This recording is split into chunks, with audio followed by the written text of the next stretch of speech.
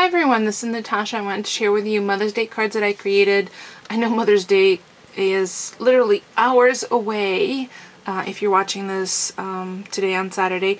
So in the US, Mother's Day is tomorrow, May 12th, Sunday, May 12th. So I had pulled aside a couple of pattern papers and chose a color palette that I thought would be pretty for Mother's Day.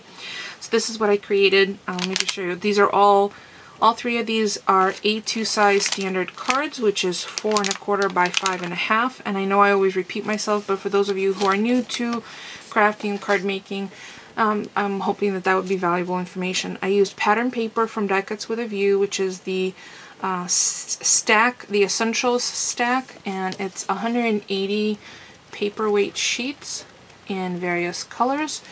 Really nice. I picked this up at AC Moore. I was on sale for $3. And I used white intermittent white layers underneath the pattern papers. The doily was cut from Lifestyle Crafts doily die, and it was, I think, this third from smallest, third from largest, the middle size die. Just right. And then I ran that through a script Cuttlebug folder, which gives a really nice dimension and texture. Then the flowers that I used are the Mulberry Carnations, designed by yours truly. I finally pulled them out and used them, so I used the mixed purple lilac stack pack and the off-white. And off-white, I actually did do a comparison between the off-white and the white, and I preferred the way off-white looked versus the white, even though the cardstock base is white. So I don't have any distressing of inks. The only ink that I used is the Versamagic Eggplant chalk and the Studio G tiny little, there you go, tiny little, I don't know if there's a name on these. They look like tiny little typewriter keys. So I created itty bitty teeny tiny little mom stamps, and I punched them out using a excuse me,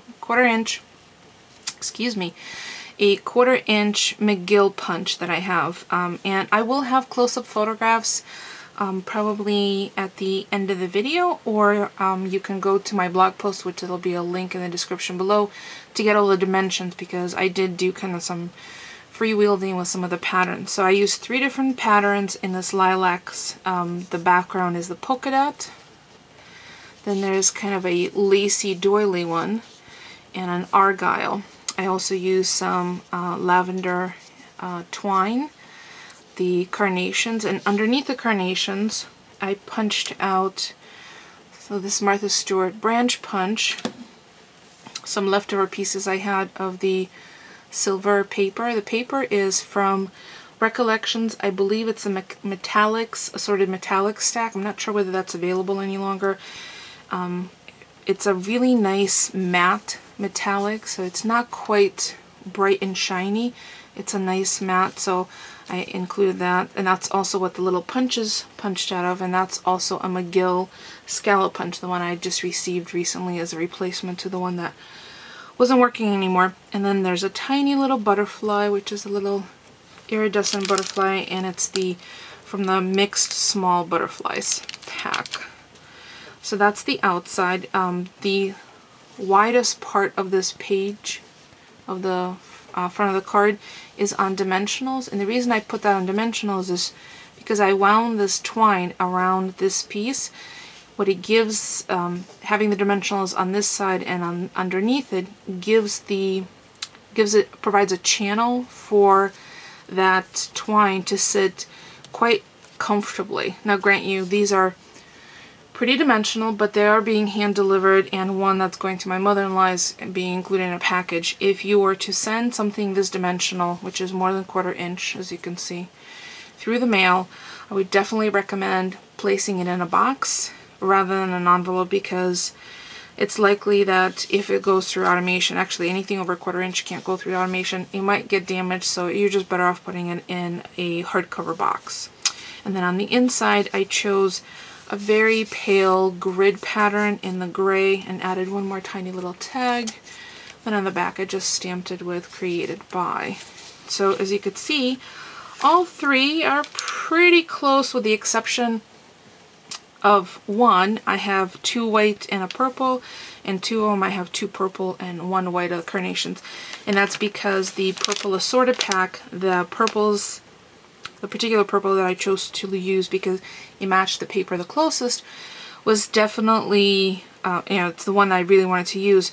There was 5 of them, so I ended up needing to use one that was in the reverse. So there you go. If you have any questions, please feel free to ask. Don't forget to thumbs up. It's free for you and it helps me out. Don't forget to stop by Wild Orchid Crafts to see what the other design team is creating. And if you have any suggestions for future projects, please feel free to request that here. And I hope everyone who is celebrating has a fabulous Mother's Day. Thanks for watching, everyone.